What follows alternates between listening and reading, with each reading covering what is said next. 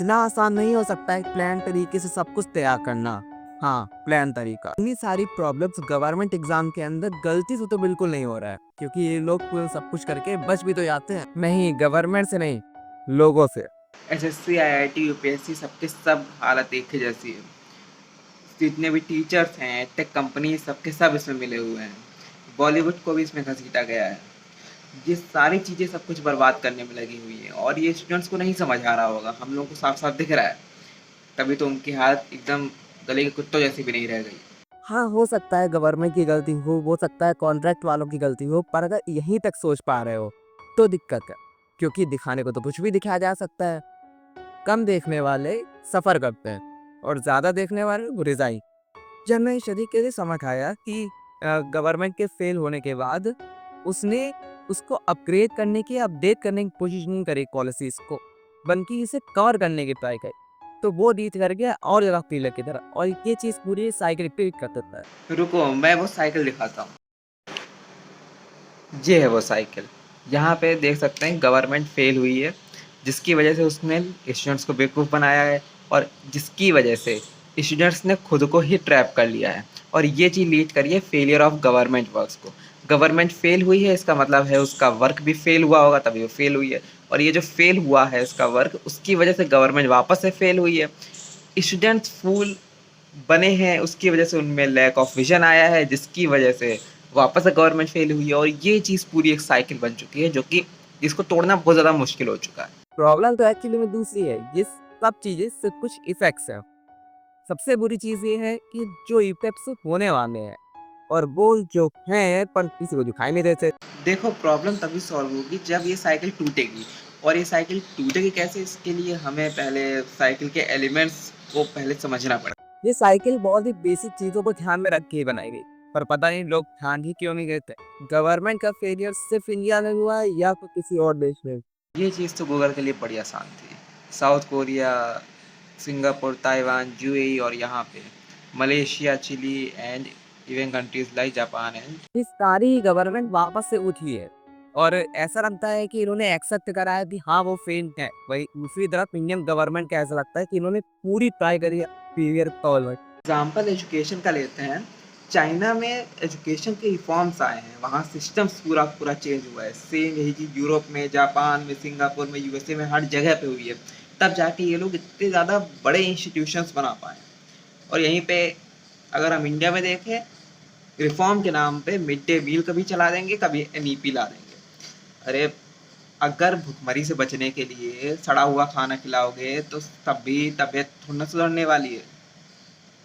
और फिर इलेक्शन जीतने के लिए लगता है कि ये सारे पेरेंट छुपाने की पूरी ट्राई करेगी, और ये चीज़ बहुत पहले से चलती आ रही है।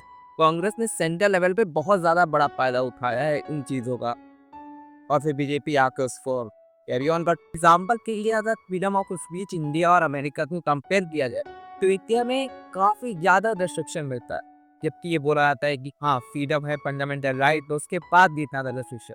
लेकिन अमेरिका में ऐसा नहीं है, वहाँ पे रेस्ट्रिक्शन बहुत ज़्यादा कम है और फ्रीडम्स भी बहुत ज़्यादा ऑलमोस्ट एप्टी। पर इंडिया में ऐसा नहीं है ना, कि हमें बोला जा रहा है वो फंडामेंटल राइट है, फ्रीडम है, पर इतने ज़्यादा रिस्ट्रिक्शन है कि वो फ्रीडम फ्रीडम रह ही नहीं जाती।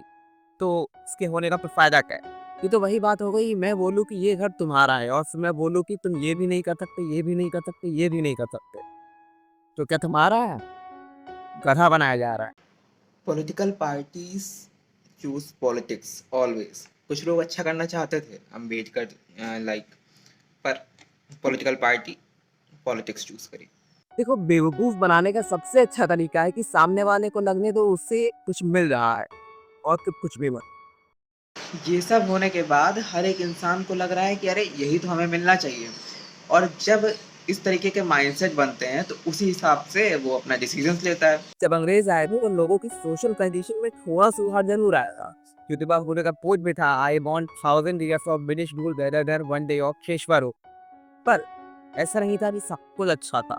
जब यहाँ के लोग इंग्लैंड पढ़ गए तब बहुत अच्छी तरीके से पता चला कि ब्रिटिशर थोड़ा सा परसेंटेज भी वहाँ का फ्रीडम के अकॉर्डिंग यहाँ पे नहीं दे रहे। वहाँ पे बहुत ज़्यादा चीज़ें है, वहाँ पे बहुत ज़्यादा फ्रीडम है, लाइबर्टी है, वहाँ पे बहुत ज़्यादा अच्छे राइट्स, जबकि यहाँ पे ऐसा बिल्कुल नहीं। ये चीज़ वहाँ पे जा तो नहीं पता चली। प्लान के कंपैरिजन में यहाँ पे लायबिलिटी वगैरह काफ़ी ज़्यादा कम थी, पर पहले के अम्पायर से कंपैरिजन में काफ़ी ज़्यादा सुधार दिखता है। और ये जो फील्ड सिस्टम फीड कराने में लगे हैं, इसी के बेसिस पे स्टूडेंट्स फिर अपना प्लान बनाते हैं, अपने डिसीजन बनाते हैं और खुद को ट्रैप कर लेते हैं। पर मेन चीज़ ये है कि ये ट्रैप आखिर है क्या?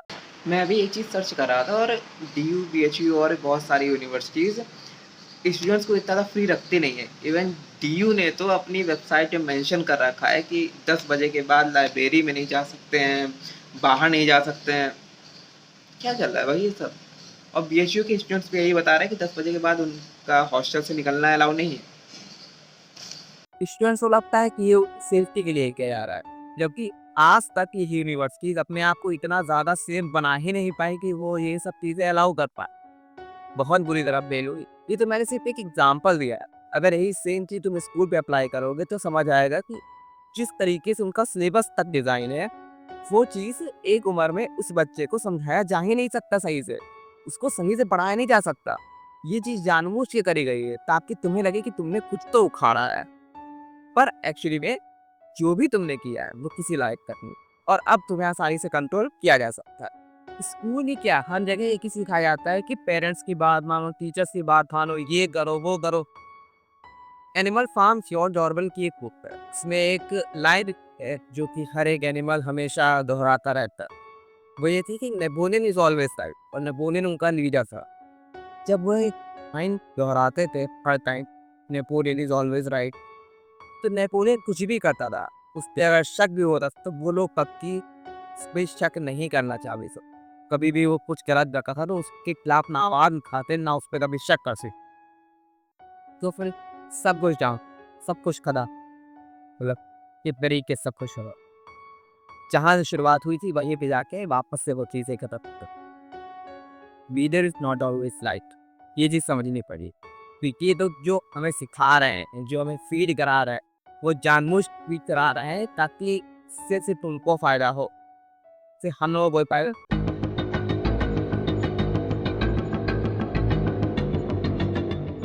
सच कह रहा हूँ, मैंने बहुत सोचा, पर मुझे सिर्फ दो ही सॉल्यूशन दी, जिसमें से एक सॉल्यूशन रहता है जो किसी काम का नहीं, और दूसरा जो पहला सॉल्यूशन है वो ये है कि गवर्नमेंट खुद ही ये साइकिल तोड़ दे, जिसकी औकात हमारी गवर्नमेंट के पास तो है नहीं, क्योंकि काम और लोग दोनों ही इनके। तो अब दूसरा ही बचा। और दूसरा मुझे उम्मीद बिल्कुल नहीं है। लोग इन चीज़ों से अपना रिलाई होना ख़त्म करें।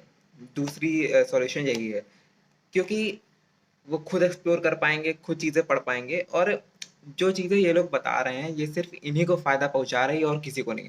जब लोग इस पर रिलाई ही नहीं होंगे तो वो ऐसे लोग बनेंगे जिनके आगे सरकार घोटाला करने का कोई हिम्मत ही नहीं कर पाएगी।